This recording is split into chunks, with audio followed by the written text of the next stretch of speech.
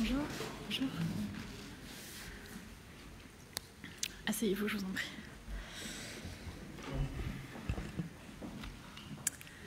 Messieurs les directeurs généraux, Madame la directrice, Monsieur le Président, cher Johan, je suis ravie de vous accueillir aujourd'hui ici, Place Beauvau, à l'occasion de la Journée mondiale contre l'homophobie, la transphobie et la biphobie en ce 17 mai 2021. Il était fondamental pour nous, le ministère de l'Intérieur, de marquer cette journée car les forces de l'ordre sont en première ligne pour accueillir les victimes de discrimination et d'actes LGBT-phobes.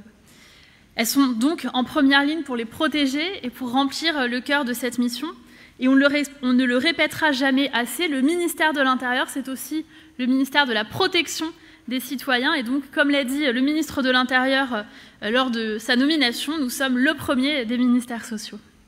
L'ensemble des directions du ministère de l'Intérieur s'investit quotidiennement pour permettre aux victimes d'homophobie, de biphobie, de transphobie d'être prises en charge, et ce, sans subir la double peine de l'agression ou d'un accueil inadéquat, alors même qu'elles n'ont rien fait d'autre qu'exprimer qui elles sont ou qui elles aiment. Alors que les chiffres des agressions anti-LGBT+, sont en baisse de moins 15% sur l'année 2020, dans le contexte particulier du confinement et de la pandémie que nous avons connue et que nous connaissons, après une hausse de plus 36% sur l'année 2019 que nous n'oublions pas, nous restons vigilantes et vigilants et nous mobilisons l'ensemble du ministère pour mieux garantir l'inclusion des personnes LGBT+, et leur accompagnement lorsque celles-ci sont victimes soit de discrimination, soit d'agression dans les cas les plus graves. 1590 victimes donc en 2020, eh bien ce sont 1590 victimes de trop. Plus de 1300 outrages sexistes en raison de l'orientation sexuelle ou de l'identité de genre, en hausse ces 2 dernières années. Ce sont 1300 outrages de trop. Contre le harcèlement de rue, nous nous sommes engagés à ce que les quartiers sans relou, comme nous les avons appelés, luttent prioritairement contre les infractions en raison de l'orientation sexuelle ou de l'identité de genre, via une formation spécifique, une cartographie et un baromètre annuel, comme nous nous y sommes engagés. Je crois que dans ce combat, nous devons prioritairement renforcer le lien de confiance entre les agents du ministère de l'Intérieur et la population.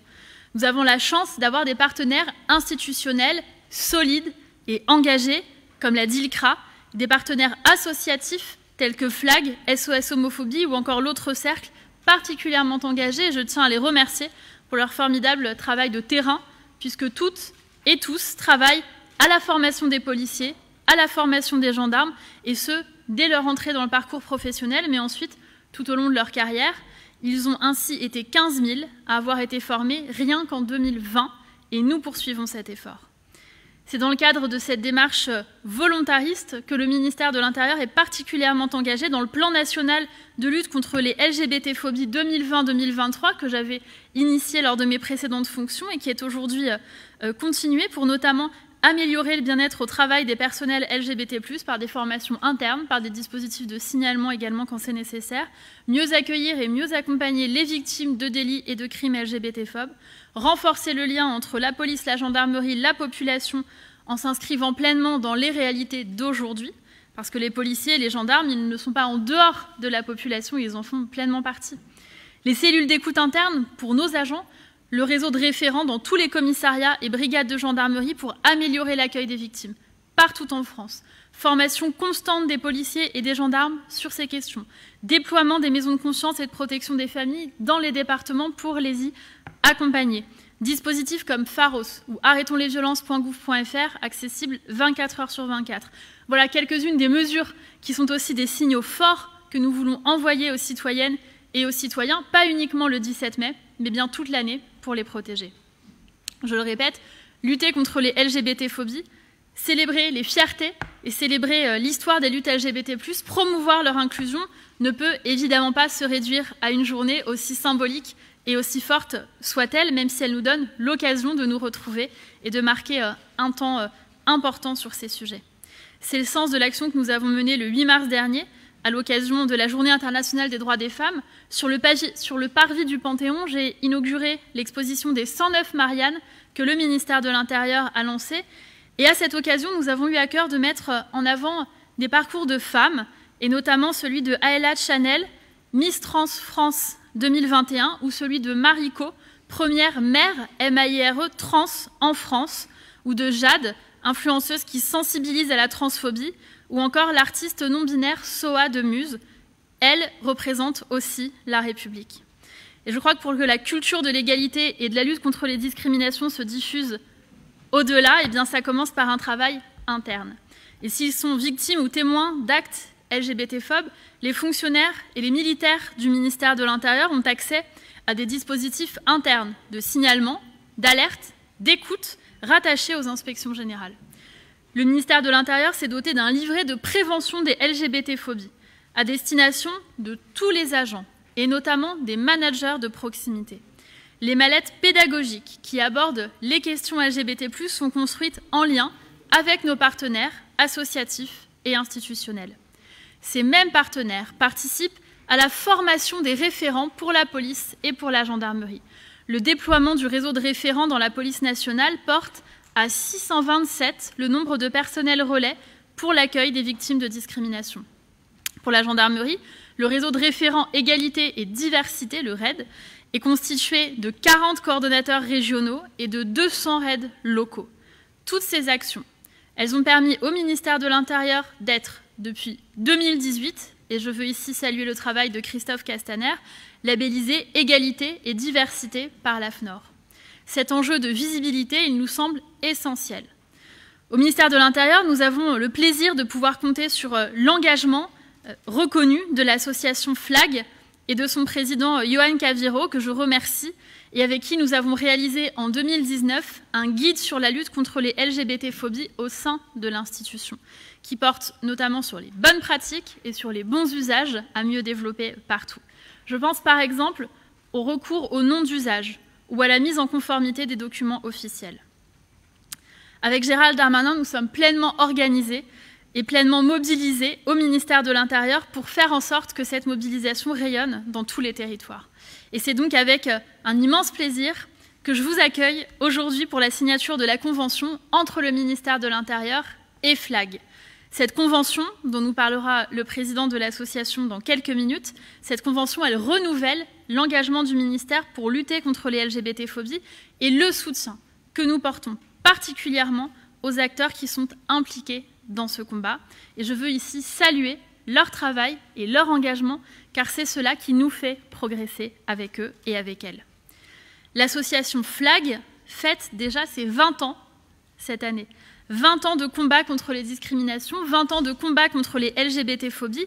J'ai eu l'honneur de vous remettre, cher Yohann, le prix coup de cœur du ministère de l'Intérieur pour l'application mobile qui permet de signaler de manière anonyme tout acte LGBT-phobe, application dont j'ai le grand honneur d'être marraine. L'association va d'ailleurs présenter ce soir son premier rapport à ce sujet avec la Fondation Jean Jaurès et j'aurai l'honneur d'y participer. Ensemble, je crois que nous pouvons rendre visibles les violences LGBT-phobes pour mieux les combattre. Et nous soutiendrons donc ce projet. Et je vous annonce que nous avons décidé, avec le ministre de l'Intérieur, d'accorder à FLAG une subvention supplémentaire. Et nous avons décidé d'en augmenter le montant initialement prévu. Ce sera donc une subvention d'un montant de 20 000 € de la part du ministère de l'Intérieur.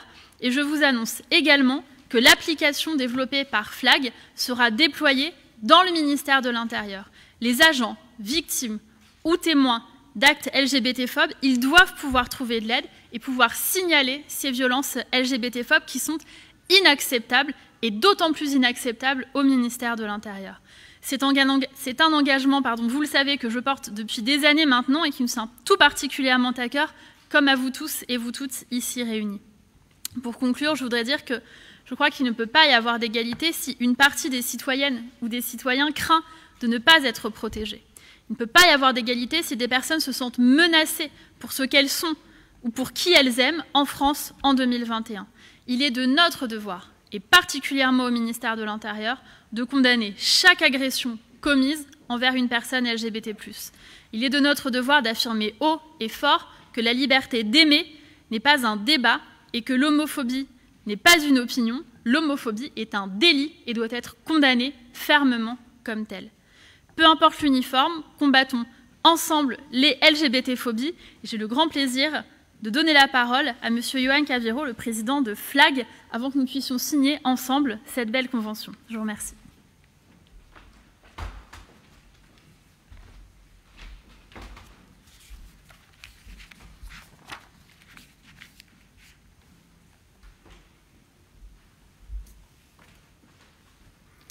Madame la ministre, messieurs les directeurs généraux, madame la directrice des ressources humaines, mesdames, messieurs, je suis particulièrement ravi, madame la ministre, de pouvoir signer avec vous aujourd'hui une convention de partenariat qui nous permettra d'accompagner l'ensemble du ministère de l'Intérieur dans la facilitation de l'inclusion des personnes LGBT+, et d'assurer qu'elles puissent s'épanouir comme n'importe quels autres agents. En complément des renouvellements des conventions avec la police et la gendarmerie nationale et la préfecture de police, c'est avec plaisir que nous allons débuter également une collaboration avec la Direction générale de la sécurité civile et de la gestion des crises, couvrant particulièrement les sapeurs-pompiers de France. La création du PACS a représenté une avancée majeure pour les couples LGBT, mais elle n'a pas créé de droits sociaux au sein de l'entreprise ou de nos administrations, générant de nouvelles discriminations. C'est ainsi, le 9 septembre 2001, que FLAG est créé par des policiers. Ils ont été rejoints par les gendarmes l'année suivante. En 2008, FLAG s'étend sur l'ensemble du ministère de l'Intérieur et les agents des douanes et de l'administration pénitentiaire. Et c'est en 2018 que FLAG s'étend sur l'ensemble du ministère de la Justice. FLAG représente donc la diversité au titre de l'orientation sexuelle, de l'identité de genre, mais également la diversité de nos tenues, de nos uniformes, pour la réalisation d'une mission à destination de toutes les victimes. Depuis 20 ans, FLAG milite pour faire reculer les discriminations LGBT-phobes dans la pratique de nos métiers, dans les procédures RH, mais surtout dans l'accompagnement de nos collègues en difficulté et bien souvent isolés.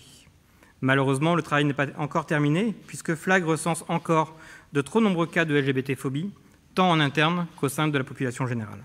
Cette haine anti-LGBT peut prendre des formes très variées. À titre d'exemple, et sans que ce soit l'effet recherché, une simple présenterie autour de la machine à café peut blesser un agent présent dont l'orientation sexuelle ou l'identité de genre n'est pas connue et participe ainsi à une homophobie d'ambiance. Celle-ci est encore taboue. Parler, demander de l'aide sur ce sujet, alerter sa hiérarchie ou contacter les lignes d'écoute, un pas que beaucoup de nos collègues aujourd'hui ne sont pas capables de franchir, les conduisant à rester cachés, à générer un mal-être profond, pouvant jusqu'à penser au suicide pour certains. D'autres ont préféré démissionner plutôt que de continuer de subir au quotidien. En 2021, cette situation n'est plus acceptable. Les derniers chiffres de la Fondation Jasmin-Roy parlent d'eux-mêmes et indiquent que 60% des LGBT victimes de violences ont des pensées suicidaires dans l'année qui suit l'agression et la moitié sont passées à l'acte. Que l'on soit policier national, municipal, gendarme d'active ou de réserve, pompier, personnel administratif, technique, scientifique, encadrant ou directeur, la lutte contre les LGBT-phobies est de la responsabilité de toutes et de tous, aussi bien vis-à-vis de ses collègues que les personnes accueillies dans les services. FLAG saura être force de proposition sur l'ensemble des directions métiers qui composent le ministère de l'Intérieur. Des propositions pour rompre l'isolement de nos collègues en difficulté, qui ont peur de parler, peur de demander de l'aide, peur d'être rejetés par leurs pairs. Et je suis ravi, Madame la Ministre, de votre annonce sur l'application FLAG qui va pouvoir être déployée au sein du ministère de l'Intérieur, sur l'ensemble, du coup, je l'imagine, des intranets qui composent nos directions métiers, mais également sur les téléphones professionnels, comme c'est le cas sur Néogende, Néopolice, qui sont vraiment des outils dans les mains de nos policiers et de nos gendarmes, dans lesquels on a également intégré une boîte à outils pour lequel ils auront des informations professionnelles leur permettront d'accompagner aussi au mieux les collègues et les victimes issues du grand public. Des propositions ensuite de formation, tant en formation initiale que continue pour l'ensemble des effectifs.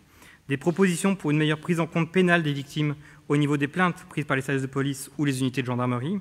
Et j'ai d'ailleurs signé mardi dernier une convention de partenariat ambitieuse avec M. Éric Dupond-Moretti, garde des Sceaux, pour améliorer, entre autres, la prise en compte de ces sujets par les magistrats du parquet et du siège et les relations entre le parquet, la police et la gendarmerie nationale. Des propositions pour une meilleure prise en charge des personnes transgenres, qu'elles soient victimes, mais également auteurs, avec la généralisation d'une doctrine sur les palpations, fouilles et encellulements, dans le respect du genre déclaré de la personne. Mais également une prise en charge conforme à leur genre, dans les zones d'attente aéroportuaires par exemple, et les centres de rétention administrative. Des propositions pour une mise en place efficace et plus large des offices de liaison LGBT, permettant de répondre aux attentes des associations et des victimes, comme c'est le cas dans quelques villes actuellement en France. Formation de nos collègues, définition des doctrines, mise en œuvre de solutions concrètes, sensibilisation, communication, sont autant d'axes de travail que nous sommes prêts à mettre en œuvre avec les services.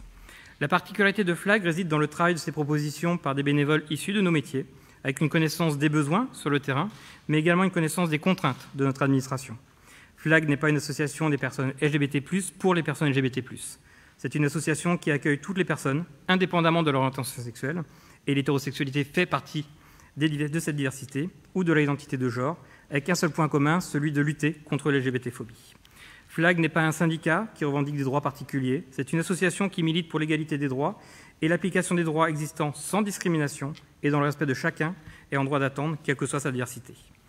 FLAG est une association qui pense avant tout aux victimes de l'LGBT-phobie, aussi bien en interne que dans la population générale. Nous avons par ailleurs lancé début avril le dispositif En lieu sûr, permettant d'identifier des lieux publics et privés pouvant garantir un accueil bienveillant et sans discrimination à une victime de LGBT-phobie. Ce dispositif sera ensuite étendu aux victimes de violences familiales. Pour conclure, et j'espère qu'à l'image de beaucoup de ministères de l'Intérieur européens et de d'autres institutions françaises, et comme cela a été fait en novembre dernier pour la Journée internationale d'élimination des violences faites aux femmes, voir un jour, le 17 mai, le ministère de l'Intérieur s'illuminer aux couleurs arc-en-ciel. Un message fort à double titre. Tout d'abord en interne, pour montrer à tous nos collègues LGBT+, qu'ils ont toute leur place dans notre institution, qu'ils peuvent être fiers. La diversité de nos effectifs fait la richesse de notre ministère. Puis un message fort en externe, pour rappeler que l'ensemble du ministère de l'Intérieur est mobilisé auprès des victimes contre ces violences. La peur et la honte doivent maintenant être du côté des LGBT-phobes. Madame la ministre, je suis persuadé qu'ensemble, nous ferons du très bon travail au profit de l'ensemble des agents de ce grand ministère et toutes les personnes prises en charge par nos services. Je vous remercie.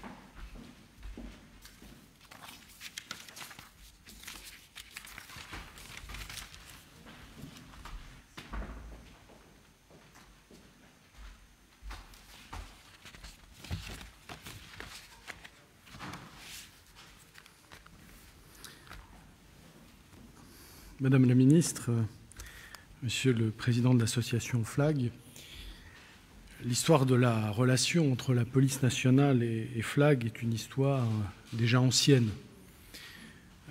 J'ai le souvenir, je crois que c'était en 2004 ou en 2005, alors que j'étais conseiller police auprès du ministre de l'Intérieur, d'avoir contribué à lancer les choses, alors que l'association était encore une jeune association qui prêchait en terre de mission. Quand je vois le résultat auquel nous parvenons aujourd'hui, je me dis que bien du chemin a été parcouru et la police nationale ne peut que s'en féliciter. En dernier lieu, vous l'avez mentionné, je le redis, nous avons renouvelé l'an passé, en 2020, et pour 3 ans, la convention de moyens et d'objectifs entre la police nationale et FLAG. Et nous y avons mis un petit peu plus qu'à la précédente convention, plus d'autorisation d'absence, une subvention un peu plus élevée. De la même façon, à chaque fois que l'association nous en a fait la demande ou l'a évoqué, nous avons essayé de contribuer un petit peu mieux à ces subventions. Voilà pour cette relation qui est une relation vertueuse et fructueuse entre la police nationale et FLAG. Alors peut-être en 2-3 mots rappeler les différents dispositifs que vous avez signalés, Madame la Ministre, mais que je vais essayer non pas de détailler, mais de reprendre dans l'ordre. La première des préoccupations, c'est d'essayer de former tous les policiers. On en est encore loin. Les chiffres sont des chiffres très encourageants, mais que ce soit en formation continue ou en formation initiale, on a encore du travail à faire pour garantir à tous cette formation. Nous en avons la volonté, nous avons les outils. De la même façon, nous avons également contribué à ce dispositif que vous avez évoqué, Madame la Ministre, des référents accueil dans les commissariats. 627 référents accueil dans les services de police nationale. Sur un total de 663 commissariats et points d'accueil, c'est un beau chiffre. C'est un beau chiffre qui le doit d'abord à des effectifs volontaires pour cette mission, mais qu'il doit aussi à un dispositif de formation dédié pour leur permettre d'avoir tous les outils qui, au quotidien, leur donnent cette possibilité d'accueillir, d'orienter, de conseiller les personnes qui se rendent dans les commissariats. Au-delà de cette mission générale d'accueil et de soutien dans les commissariats, nous essayons aussi, la police nationale essaye aussi, de développer des outils ciblés. Nous avons 2 guides qui sont en cours d'élaboration.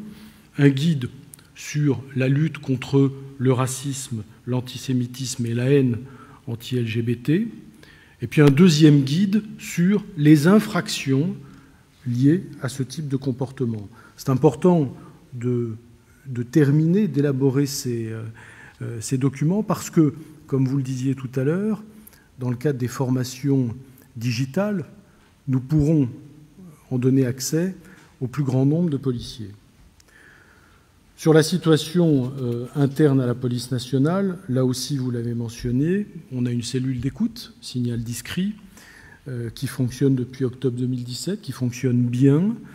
Le bilan sur l'année passée, je le cite pour mémoire, 201 signalements, alors, dont 2 sur des questions d'orientation sexuelle, c'est peu, mais là aussi, on peut penser que la parole n'est pas encore totalement libérée et que ce type de dispositif favorisera ce type de libération. Et puis je terminerai simplement en disant que la police nationale est à l'affût de toutes les occasions qui permettent de diffuser ce message et les bonnes pratiques qui vont avec ce message. Aujourd'hui, cette semaine, nous allons faire un effort particulier de formation et de sensibilisation. Demain, la direction des ressources et des compétences de la police nationale va organiser dans l'immeuble Lumière des ateliers pour permettre au plus grand nombre dans cet immeuble de venir découvrir et s'acculturer. Et puis, je rebondirai simplement sur ce que vous avez dit tout à l'heure, sur le digital, sur le numérique. L'utilisation des tablettes, enfin des smartphones néo, nous permet aujourd'hui d'envisager la démultiplication de tous ces messages. Donc, les applications comme celles que vous avez contribué à créer sont effectivement essentielles dans le quotidien du policier et pour nous permettre de mieux lutter contre les LGBT-phobies. Voilà. Pour tout ça, Monsieur le Président de FLAG, soyez remerciés. Il y a, je le disais, plus d'une quinzaine d'années que je connais votre association. Elle a beaucoup contribué à faire évoluer les mentalités dans la police nationale et les pratiques. Merci.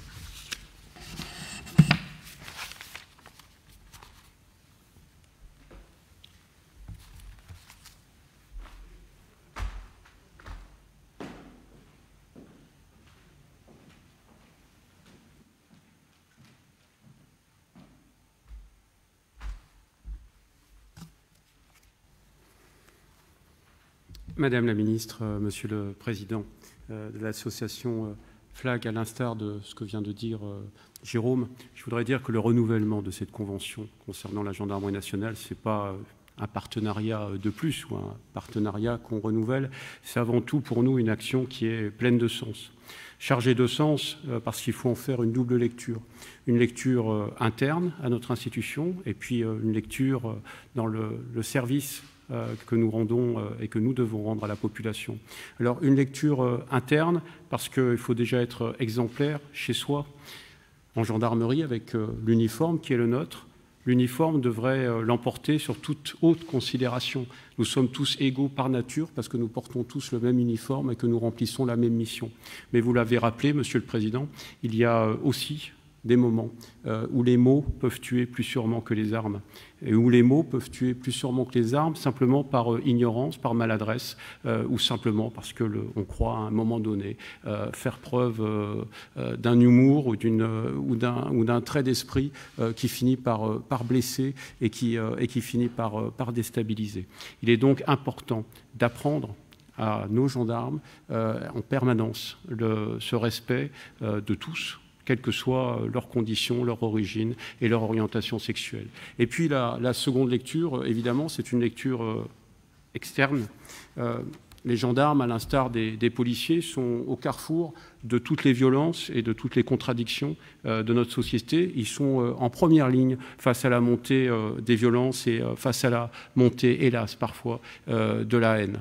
Et pour cela, il faut qu'ils soient armés. Il faut qu'ils soient armés pour décrypter. Il faut qu'ils soient armés pour réprimer ces fléaux. Donc pour nous, lutter contre les LGBT-phobies, c'est d'abord garantir l'égalité des conditions d'accès et de prise en charge dans toutes les brigades de gendarmerie.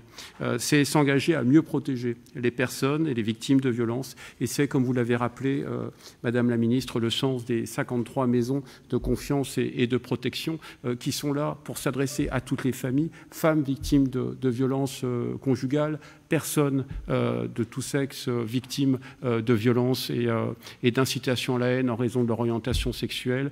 En fait, on est là face à tous ceux qui sont injustement victimes d'une stigmatisation et d'une violence. Donc c'est l'écoute et le suivi des victimes.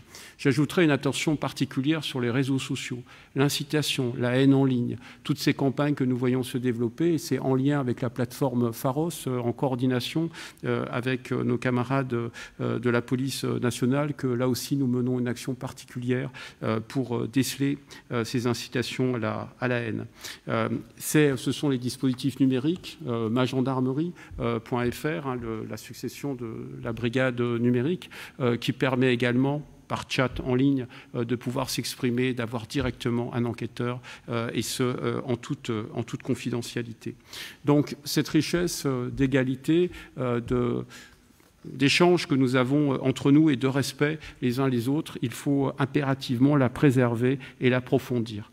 Chez nous, cet approfondissement, il se fait à travers les référents égalité-diversité, parce que nous sommes un réseau, un maillage territorial. Nous avons besoin d'aller au plus profond des territoires. Ce sont les 248 référents égalité-diversité qui sont déployés depuis 2016 et qui font un véritable travail de terrain dans les unités, y compris les plus isolés. En interne, c'est la plateforme Stop Discrit qui fonctionne avec beaucoup de réactivité et qui permet à toute personne en gendarmerie de pouvoir signaler le harcèlement, la discrimination, les violences dont elle aurait pu faire usage, et cela déclenche systématiquement une enquête de l'inspection générale de la gendarmerie nationale et le plus souvent des prises de mesures disciplinaires à mon niveau ou à celui du directeur général. Et puis, et ça est peut-être le plus important, les actions de formation et de sensibilisation, et ça démarre dès l'école.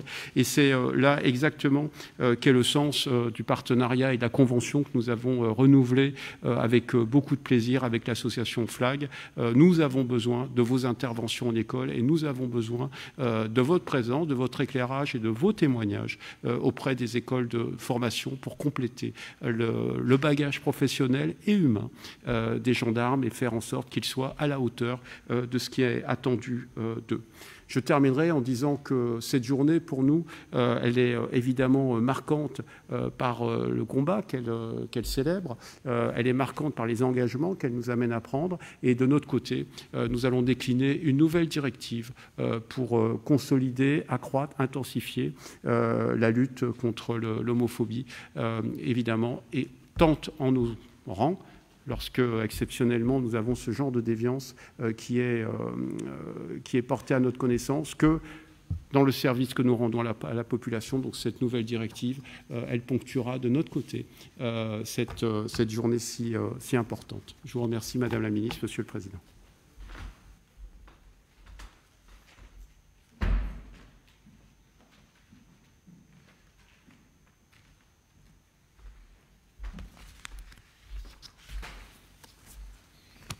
Madame la Ministre, Monsieur le Président, la Direction générale de la sécurité civile et de la gestion des crises pilote un réseau qui est fort de l'investissement de centaines de milliers de femmes et d'hommes d'origine sociale, géographique, professionnelle, particulièrement variée. Parmi les 253 000 sapeurs-pompiers, qu'ils soient militaires, qu'ils soient professionnels ou qu'ils soient volontaires, et les 100 000 membres, pour la plupart bénévoles, des associations agréées de sécurité civile. La sécurité civile est donc au service et à l'image des Français. Ce monde, il est concerné au premier chef par tous les mouvements de société qui viennent distendre le tissu social et par les discriminations au premier chef. Puis au-delà de ce rapport humain, on a un rapport particulier au territoire. Les sapeurs-pompiers sont un maillon essentiel du service public de secours, de soins. Ils réalisent près de 5 millions d'interventions par an. Et le temps de ma brève intervention, c'est 30 équipages qui seront partis en France au secours des Français qui auront quitté leur caserne. Ils font ainsi partie, à l'image des policiers, à l'image des gendarmes, des services publics les plus en contact avec la population. Ils sont parmi les rares qui entrent dans l'intimité d'un domicile, qui assistent les Français dans leurs moments de détresse les plus pénibles parfois. Et tous ces acteurs ont en partage des valeurs fortes qui fondent leur identité et leur engagement. Le courage, l'altruisme pour protéger et secourir, parfois au péril de sa vie, et pour secourir tout le monde, tous les citoyens sans distinction d'origine, de sexe ou d'orientation sexuelle. C'est bien là la pierre angulaire de leur engagement. Et le constat est clair, les discriminations de toute nature font pourtant partie du quotidien des sapeurs-pompiers. Ils peuvent en être les témoins, ils en sont aussi les victimes tous les jours, lors des missions qu'ils réalisent dans l'espace public, mais également au domicile de nos concitoyens. Ils sont aussi souvent les premiers en contact avec les victimes de violences. Et puis reconnaissons-le, le monde de la sécurité civile n'a aucune raison d'être épargné par des dérives, les dérives individuelles, les dérives collectives, qui conduisent à des discriminations, qui repoussent à la marge ou hors du monde des sapeurs-pompiers, pour la seule raison d'assumer une différence. Que ces dérives soient liées à une carence de l'encadrement ou aux dernières survivances d'un certain esprit de caserne, elles sont marginales, mais ne seront pas tolérées par les chefs de corps. Elles seront combattues dans leur expression la plus hideuse comme dans les mécanismes les plus insidieux des discriminations. Et en intégrant les biais que chaque structure génère, les biais discriminatoires, qui sont désormais bien documentés, les officiers de sapeurs-pompiers peuvent désormais piloter leur structure, leur service, en pleine conscience de ce caractère multiforme et complexe des discriminations dans leur ensemble. Les acteurs de la sécurité civile sont ainsi déterminés à s'engager encore plus dans la lutte contre les discriminations liées à l'orientation sexuelle et à l'identité de genre. En sa qualité de tête de réseau, la DGS-CGC animera cette politique pour lutter contre toutes les formes de discrimination et les combattre avec fermeté lorsque cela est nécessaire à son propre sein. Dans le droit fil de la convention ministérielle que vous venez de signer, Madame la Ministre, Monsieur le Président, la DGS-CGC s'engagera spécifiquement avec l'association FLAG. La volonté d'agir vite et fort est réelle, raison pour laquelle la DGS-CGC s'appuiera sur l'expertise de l'association FLAG, dont nous savons le combat qu'elle mène depuis longtemps pour le respect de l'identité sexuelle de chacun. Je vous remercie.